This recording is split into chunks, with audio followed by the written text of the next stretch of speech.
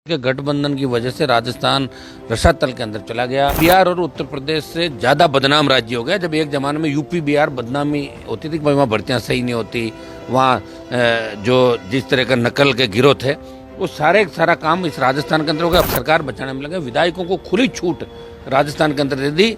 विधायक पैसा कमाने में लगे, ज्यादातर कांग्रेस के विधायक, और भारतीय जनता पार्टी सरकार बनाने की तैयारी में लगी। सरकार को हम झुकाएंगे, किसान का कर्जा माफ कराएंगे, फ्री बिजली कराएंगे, बच्चों को रोजगार दिलाएंगे, और जो अपराध बढ़ रहा राजस्थान का इसको रोकने का भी पूरा प्रयास आने वाले 2 साल के अंदर राष्ट्रीय लोकतांत्रिक पार्टी विपक्षी भूमिका पहले भी निभा रही है, को रोजगार दिलाएंगे, और जो अपराध बढ़ रहा राजस्थान का इसको रोकने का भी पूरा प्रयास आने वाले 2 साल के अंदर राष्ट्रीय लोकतांत्रिक पार्टी विपक्षी भूमिका पहले भी निभा रही है और आगे भी निभाएगी। और हमने ये भी कहा था कि एक दल को हम 3rd नंबर पर धकेल देंगे। हमारे साथ है राजस्थान में फायर ब्रांड के नाम से जाने जाने वाले नेता हनुमान बेनीवाल, जो कि नागौर से सांसद भी है। इनसे जानते हैं कि वर्तमान राजस्थान के राजनीतिक हालात और राष्ट्रीय लोकतांत्रिक पार्टी के 2023 के चुनाव की तैयारी को लेकर चर्चा करेंगे। हम जानना चाहेंगे आपसे कि 2023 की तैयारी कैसी चल रही है। देखिए, राजस्थान के अंदर जो हालात है वो भयावह है। अपराध में, महिला अपराध में राजस्थान 1 नंबर पर आ गया। देश के अंदर एक कलंक राजस्थान के माथे पे लगा, और बच्चों के अपराध के अंदर भी राजस्थान को 5वां स्थान हासिल हुआ। ये वसुंधरा गहलोत के गठबंधन की वजह से राजस्थान रसातल के अंदर चला गया। यहाँ नौजवान रोजगार के लिए आंदोलित है। कोरोना काल की जो मार इस देश ने झेली, इस प्रदेश ने झेली, उसके बाद बेरोजगार सड़कों पे है, और जबरन सरकार बेरोजगारों को उठा के जेलों में बंद कर रही है, मुकदमे दर्ज कर रही है। और सबसे बड़ी बात कि एक भी भर्ती, चाहे आरपीएससी करवाता हो, चाहे कर्मचारी चयन आयोग भर्ती कर रहा हो, सारी भर्तियों के पेपर पहले ही आउट हो जाते हैं, मार्केट के अंदर आ रहे हैं। राजस्थान बिहार और उत्तर प्रदेश से ज़्यादा बदनाम राज्य हो गया। जब एक ज़माने में यूपी बिहार बदनामी होती थी कि वहाँ भर्तियाँ सही नहीं होती, वहाँ जो जिस तरह का नकल के गिरोह थे वो सारा काम इस राजस्थान के अंदर हो गया। अपराधियों का ऐसा राजस्थान हो गया।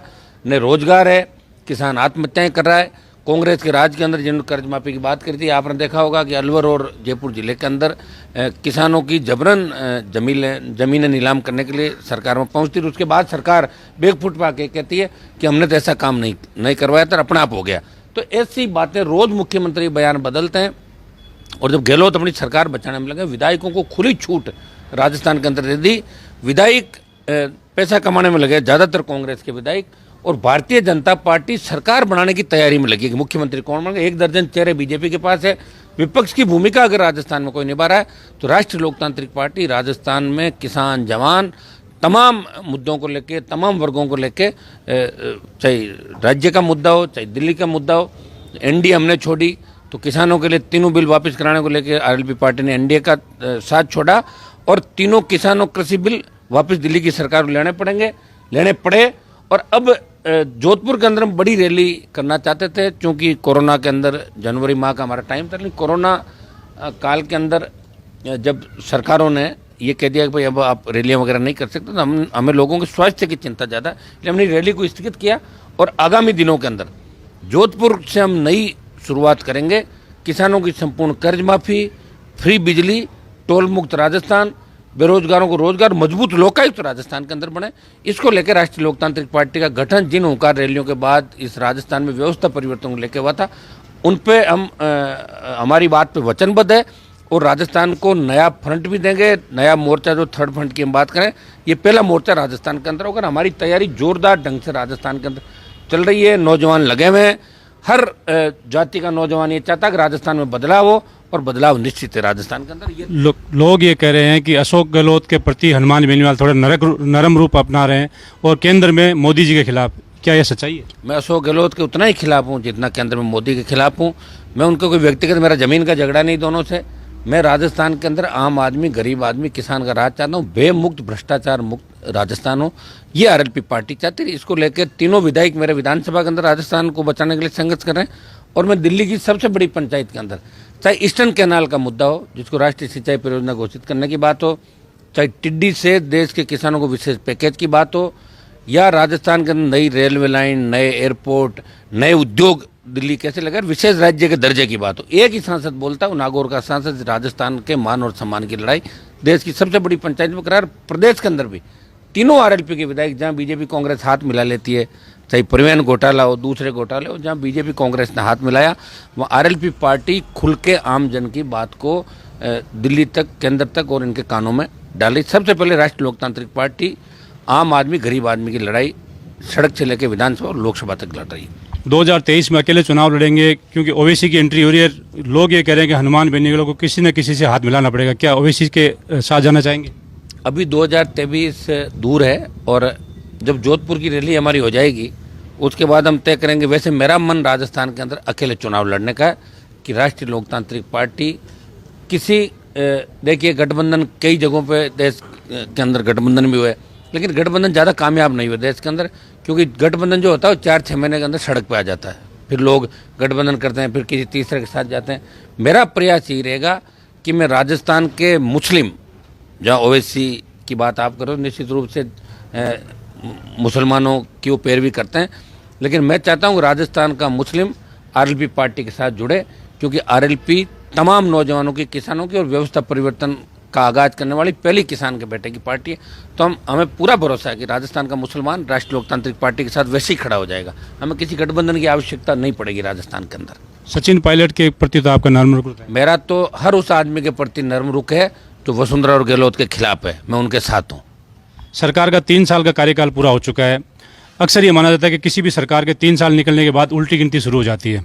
सरकार के 3 साल के कार्यकाल को आप किस तरह से देखते हैं? आने वाले 2 साल में इस सरकार से आपको क्या कोई उम्मीद है? या आने वाले 2 साल में तो आप हमें ही देखोगे सड़कों पे, विधानसभा में, लोकसभा में, और जवान और किसान का परचम फहराएगा राजस्थान के अंदर और देश के अंदर। हम सरकार को, इस कायर निकम्मी सरकार को हम झुकाएंगे। किसान का कर्जा माफ कराएंगे, फ्री बिजली कराएंगे, बच्चों को रोजगार दिलाएंगे, और जो अपराध बढ़ रहा है राजस्थान का, इसको रोकने का भी पूरा प्रयास आने वाले 2 साल के अंदर राष्ट्रीय लोकतांत्रिक पार्टी विपक्षी भूमिका पहले भी निभा रही है और आगे भी निभाएगी। और हमने ये भी कहा था कि एक दल को हम 3rd नंबर पर धकेल देंगे। तो आपने देखा होगा कई चुनाव के अंदर कि अभी जो चुनाव हुआ बल्लभनगर का, उसमें बीजेपी को 4थे नंबर पर धकेल दिया। बगल की जो दरियावत सीट थी उसमें आरएलपी बीटीपी का समर्थित जो उम्मीदवार था वो 2nd नंबर रहा, बीजेपी 3rd थी। तो हो सकता है कि कांग्रेस 3rd चली जाए, लेकिन एक दल राजस्थान में 3रे नंबर पर चला जाएगा। नंबर 1 की लड़ाई में राष्ट्रीय लोकतांत्रिक पार्टी रहेगी। उसका मुकाबला किससे होगा ये आने वाला समय बताएगा। हम बीजेपी और कांग्रेस दोनों के खिलाफ राजस्थान में 200 सीटों पर चुनाव लड़ेंगे। अगर बीजेपी नेतृत्व परिवर्तन करती है, वसुंधरा जी के अलावा किसी को लेकर आती है, तो क्या आपका क्या? कोई आए, चाहे वसुंधरा आए चाहे दूसरा है, हम बीजेपी के खिलाफ रहेंगे राजस्थान के अंदर और कांग्रेस के खिलाफ रहेंगे। 200 सीटों में राष्ट्रीय लोकतांत्रिक पार्टी मजबूती। हमारे साथ नौजवान की ताकत है और नौजवानों ने देश में जितनी भी क्रांतियाँ हुई वो उनके हीरो नौजवान थे, नायक नौजवान थे। और राजस्थान का नौजवान बदलाव चाहता है राजस्थान के अंदर। ऐसा राजस्थान चाहता है जहाँ हमारी बहन बेटियाँ रात को 12 बजे भी सुर्ख निकले सड़क पे तो मजा ले, कोई सामने देख ले। वैसा राजस्थान चाहता है कि थाने तहसील कचहरी में आम आदमी, गरीब आदमी जाए, उसका मान और सम्मान हो, बेरोजगार से तंग आके कोई आत्महत्या नहीं करे, डिग्री से पहले रोजगार की गारंटी हो, नदियों को जोड़ के प्रत्येक खेत के अंदर सिंचाई का पानी आए। हमारे सपनों का राजस्थान, जो आज़ादी से पहले जिन लोगों ने बलिदान दिया उन्होंने सोचा था कि भारत ऐसा होना चाहिए, राजस्थान ऐसा होना चाहिए। तो नौजवान हनुमान बेनीवाल को राजस्थान में अकेले लड़ता हुआ देखना चाहता है, इसलिए राष्ट्रीय लोकतांत्रिक पार्टी तमाम सीटों पर अकेली चुनाव लड़ेगी और आने वाला समय राजस्थान के अंदर नौजवानों का होगा। और मैं विश्वास के साथ कहता हूँ कि मोदी जी यूपी के अंदर कितना ही जोर कर ले, पंजाब में कितना ही कर ले, लेकिन राजस्थान के अंदर राष्ट्रीय लोकतांत्रिक पार्टी भारतीय जनता पार्टी को पटक नहीं देगी आने वाले टाइम के अंदर। नागौर का कैसा राजनीतिक माहौल है? नागौर को लेकर क्या कहेंगे? नागौर की 10 की 10 सीट राष्ट्रीय लोकतांत्रिक पार्टी के खाते में आ जाएगी, क्योंकि अभी 5, 6, 7 एमएलए तो मेरी मेहरबानी से बने नागौर में जो बने हुए हैं, ठीक है ना।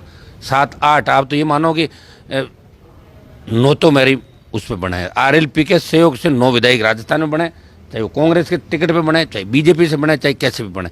हाँ, एक व्यक्ति के खिलाफ मैं प्रचार करने गया था लाडनू के अंदर, वो सीट हमारी नहीं आई थी, और जाइल के अंदर हम 2nd नंबर पर रहते, और बाकी 8 जगह नागौर के अंदर हनुमान बेनीवाल ने राजस्थान में दूसरी जगह ध्यान दिया, कहीं न कहीं कि कोई न कोई सहयोग से बना। और इस सरकार के अंदर भी 1 दर्जन मंत्री हनुमान बेनीवाल के सहयोग से एमएलए बने, बीजेपी के भी कई नेता बने। उस समय हमारे पास संसाधन नहीं थे, उस समय हमारे पास समय कम था। हम ये चाहते थे किसी न किसी तरह इस राजस्थान के अंदर 3rd फ्रंट की एंट्री हो, इसलिए 57 सीटों पर उम्मीदवार लड़ाए, 49 जगह मैंने प्रचार भी किया, 25 से ज़्यादा सीटों में अच्छे वोट राष्ट्रीय लोकतांत्रिक पार्टी ने लिए। और जब पुणे गठबंधन एनडीए से हुआ था, तो अब जो बड़े बड़े नेता दिल्ली में बातें करते हैं जब मैं प्रचार करने उनका जाता था तो मुझे रिसीव करते थे हेलीपैड पर, आपको पता है सारे नेताओं का, ठीक है ना। इसलिए जो जवानों की ताकतें बढ़ रही है, 5 साल पहले 18 में जो वोट था वो बढ़ के 4 गुना वैसे ही हो जाएगा।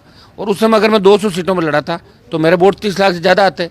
और अब आप उसका जोड़ लो अंदाज कि राजस्थान में सबसे बड़ा दल, और कोई बड़ी बात नहीं कि सत्ता में स्पष्ट बहुमत राष्ट्रीय लोकतांत्रिक पार्टी का, तमाम जातियां आरएलपी के साथ है।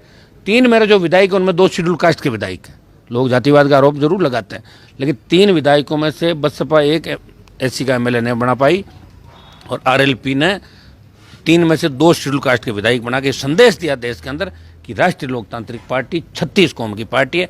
और हमारे 5 प्रधान जो बने उनमें देख ले आप, देखिए शेड्यूल कास्ट के नगर पालिका के चेयरमैन ब्राह्मण जाति से था।